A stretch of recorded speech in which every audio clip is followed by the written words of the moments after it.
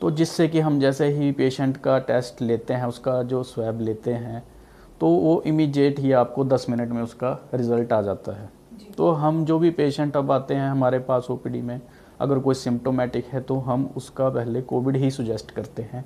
जी। अगर वो नेगेटिव आता है इट मीन्स कि वो कॉमन कोल्ड है। जी। अगर पॉजिटिव आ गया तो फिर हम उसको उस तरह का ट्रीटमेंट शुरू करते हैं। जी।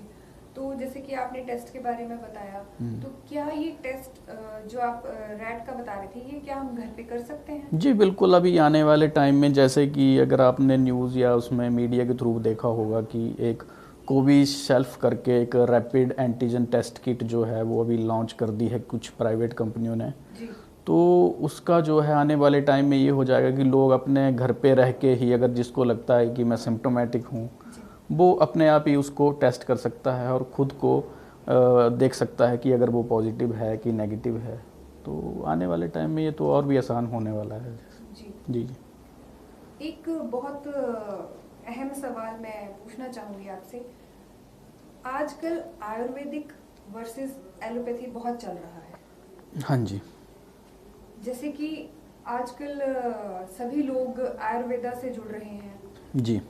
हमारा विटामिन सी का सेवन कर रहे हैं, हम्म हमारा काढ़ा पी रहे हैं हम्म। और नींबू पानी पी रहे हैं। इस तरह की जितनी भी आयुर्वेदिक जड़ी बूटियां हैं उनका सेवन कर रहे हैं। जी तो आजकल क्या हो रहा है कि आयुर्वेदा ज़्यादा बेटर है, आयुर्वेदा वर्सेस एलोपैथी हो रहा है। जी तो जी। जी इसमें आपका क्या टेक है? देखिए, ऐसा है कि एलोपैथी जो है वो एक मॉडर्न साइंस है जी। जो कि डे बाय डे अपने आप में ही एक बड़ी अचीवमेंट है। जी। तो इसमें साथ में आयुर्वेदिक का अपना एक रोल है। जी। आयुर्वेदिक जो है वो एक आप तरह से बोल सकते हैं कि अपना जो इम्यूनिटी है उसको बूस्ट अप करने के लिए आयुर्वेदिक का इसमें बहुत ज़्यादा रोल है। जी। तो जैसे कि हम अपने पेशेंट्स को भी, जो कोविड पॉजिटिव पेशेंट है, उनको जब हम होम आइसोलेशन पे करते हैं तो हम भी एडवाइस करते हैं कि आप जो ये काढ़ा होता है जैसे आयुष क्वाथ करके जो इनके हर्बल्स हैं, हम तो खुद रिकमेंड करते हैं कि आप ये लो सुबह शाम अपने डाइट के साथ। जी। तो ऐसा नहीं है, आयुर्वेदा का अपना रोल है जी। और एलोपैथी का अपना रोल है। मैं नहीं समझता कि इस पेंडेमिक टाइम पे कि हम ये डिबेट लगा के बैठ जाएं कि जी जी। आयुर्वेदिक सुपीरियर है और एलोपैथी सुपीरियर है। ऐसा कुछ नहीं है। जी। इसमें सबका अपना अपना रोल है, तो इसमें ऐसा कुछ नहीं होना चाहिए मेरे साथ। डॉक्टर साहब, एक मेरा और प्रश्न आपसे ये है कि मीडिया में डॉक्टर्स को असॉल्ट किया जा रहा है कि डॉक्टर्स जो है वो अपनी ड्यूटी नहीं कर रहे हैं, या ये कहा जा रहा है कि जनता का ये कहना है कि डॉक्टर्स जो हैं वो सीरियसली पेशेंट्स को नहीं ले रहे हैं। तो आपका इसमें क्या कहना है? देखिए, इसमें सबसे पहले तो मैं ये कहना चाहूँगा कि डॉक्टर्स पेशेंट को नहीं, बल्कि जो मरीज हैं, जो हमारे लोग हैं, ये कोविड को सीरियस नहीं ले रहे। जी। ये लोग बिना मास्क के सड़कों पे घूम रहे हैं, जी। फिर ये किसी ना किसी तरह से उसको कैच कर ले रहे हैं, जी। फिर ये हॉस्पिटल जा रहे हैं, जी। फिर जब ये सीरियस हो जाते हैं, अब उसमें ऐसा होता है जो पेशेंट सीरियस हो गया, हो सके डॉक्टर तो अपनी तरफ से पूरी कोशिश कर रहे हैं, जी। मगर अनफॉर्चुनेटली कई केसेस ऐसे हैं जब वो आउट ऑफ कंट्रोल हो जाते हैं, तो हो सकता है कि वहाँ मिस हैपनिंग हो सके। जी। तो इसमें मैं नहीं समझता कि सारा ठीकर आप डॉक्टर या जो हेल्थ वॉरियर हैं हमारे, उनके सिर पे फोड़ दो। जी। तो ये तो एक बहुत ही दुर्भाग्यपूर्ण मैं कहूँगा। जैसे कि मेरे को सुनने में आया कि कर्नाटका में एक केस हुआ, एक असम में जी। एक डॉक्टर को एक भीड़ ने, जो कोविड सेंटर में ड्यूटी पे तैनात था डॉक्टर, उसकी पिटाई की। जी। तो ये काफ़ी अनफॉर्चुनेट है हमारे लिए और हमारे हेल्थ प्रोफेशन के लिए। जी। तो इस तरह की जो घटनाएं हैं, ये मैं चाहता हूँ कि लोग भी समझें और हमारे, बल्कि डॉक्टर्स हमारे हेल्थ वॉरियर्स को सपोर्ट करें, ना कि उनको डिस्करेज करें। इस तरह से वो डिस्करेज कर रहे हैं हमारी हेल्थ टीम को। जी बिल्कुल। तो मैं हेल्थ केयर शो के माध्यम से ये कहना चाहूँगी कि जैसे कि डॉक्टर साहब ने बताया कि हम किसी भी अ, किसी भी कारण हम किसी चीज़ का ब्लेम किसी और पे नहीं कर सकते कि डॉक्टर्स हमारी हेल्प नहीं कर रहे हैं। जैसे कि हम मीडिया की बातें सुनते हैं और इमिडिएटली रिएक्ट कर देते हैं। तो इसके बारे में ये कहना चाहूँगी कि काइंडली ऐसा ना करें। और डॉक्टर साहब, एक मेरे दिमाग में ये भी था, एक क्वेश्चन रह गया था इम्यूनिटी के रिगार्डिंग कि सपोज अभी कोई भी पर्सन जो है वो कोविड से ग्रसित नहीं है, पर उसके दिमाग में ये डर है कि मैं कोविड के इसमें आ सकता हूँ। तो इम्यूनिटी बूस्टर के लिए आप क्या रिकमेंड करेंगे कि इम्यूनिटी कैसी बढ़ाई जाए ताकि कोविड को हम इजीली अटैक ना करने दें अपने ऊपर? जी। देखिए, आजकल तो ऐसा है कि बहुत सारे मार्केट में ऐसे आयुर्वेदिक प्रोडक्ट्स हैं जो कि आपकी इम्यूनिटी को बूस्ट अप करने के लिए हेल्प करते हैं। और कुछ जैसे हमारे एलोपैथ में भी काफ़ी ऐसे इस तरह के सप्लीमेंट्स हैं जो कि आप ले सकते हैं अपने डेली डाइट के साथ एज ए डाइटरी सप्लीमेंट। तो आप तो कुछ बताएंगे कोई ऐसा सप्लीमेंट एलोपैथ में या जो आप या आयुर्वेदिक का कोई ऐसा बताएंगे जो? आयुर्वेदिक में जैसे आपके ये मुसली हो गया, आपके जो ये आयुष कबात हो गया, जी।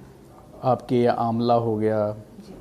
तो इस तरह से आप इनको अगर अपनी डाइट में चाहे किसी भी फॉर्म में, गिलोय का जूस हो गया, जी। ठीक है, इस तरह के आप कोई भी अपने इसमें अपनी डाइट में आप ला के अपनी इम्यूनिटी को बूस्ट अप कर सकते हैं। साथ में आप जैसे इसको अपनी जो प्रोटीन हाई प्रोटीन डाइट है उसके थ्रू भी आप अपनी इम्यूनिटी को बूस्ट अप कर सकते हैं। उसमें आपको थोड़ा फल फ्रूट जो भी हैं अपने, और जो अपना ड्राई फ्रूट्स जिस तरह के जो होते हैं वो उससे प्रोटीन जो मिलती है वो आपकी इम्यूनिटी को बूस्ट अप करती है। जी। तो डॉक्टर साहब, पोस्ट कोविड हम क्या प्रिकॉशंस ले सकते हैं? सपोज जैसे कुछ ऐसे पेशेंट्स होते हैं जिनका कफ और फीवर, खांसी काफ़ी देर तक रहती है, तो हम इसमें क्या प्रिकॉशंस लेनी चाहिए हमें? जो कोविड पॉजिटिव पेशेंट हैं, जो अभी कोविड से जूझ रहे हैं, जैसे उनको फीवर तो होगा ही हाई ग्रेड, कुछ दिन तक उनको फीवर तो रहेगा ही। जैसे शुरू के 5 दिन तो हाई ग्रेड फीवर आएगा ही, जैसे 5वां दिन पास हो जाएगा उसके बाद धीरे धीरे उनका जो फीवर है वो गिरना शुरू हो जाएगा।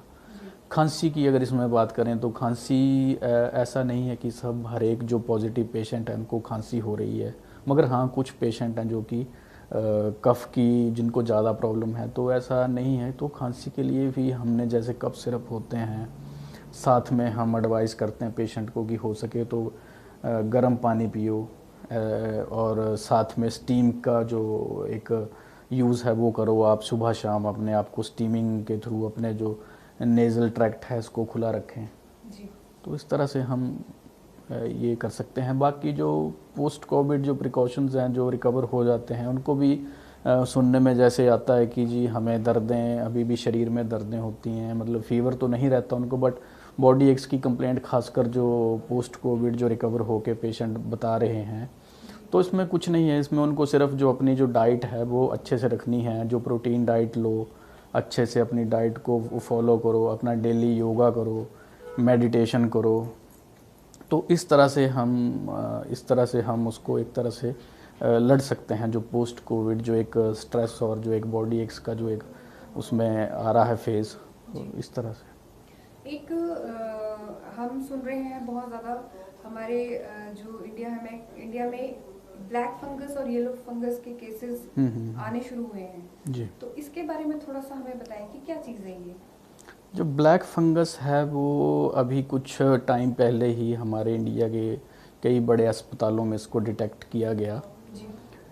जैसे कि हम जानते थे कि ये जो ब्लैक फंगस है ये हम एलोपैथी में जैसे म्यूकोर माइकोसिस हम इसको बोलते हैं। जी। तो एक तरह से एक फंगल इन्फेक्शन है जो कि उन पेशेंट्स पे अटैक करता है जो कि अपनी इम्यूनिटी को खो चुके हैं, या मतलब बड़ा ही वीक इम्यूनिटी उनका है। जी। तो ये आम तौर पे जो हमारे जो पेशेंट्स हैं कोविड के, वो उस तरह से अपनी इम्यूनिटी जो ट्रीटमेंट के दौरान अपनी इम्यूनिटी कमज़ोर हो जा रही है, जो सीवियरली इन्फेक्टेड हैं कोविड से, तो उनकी इम्यूनिटी जो है वो कमज़ोर हो रही है। इस कारण उनको क्या है कि वो जो ब्लैक फंगस है वो इजीली अटैक करके उन पे इफ़ेक्ट डाल दे रहा है। जी। तो ये कौन से बॉडी पार्ट में, मतलब पर्टिकुलर एक ही जगह पे हो रहा है या आगे भी स्प्रेड होता है, किस तरह से? ये ज़्यादातर हमारे लंग्स में ही इफ़ेक्ट करता है, जी।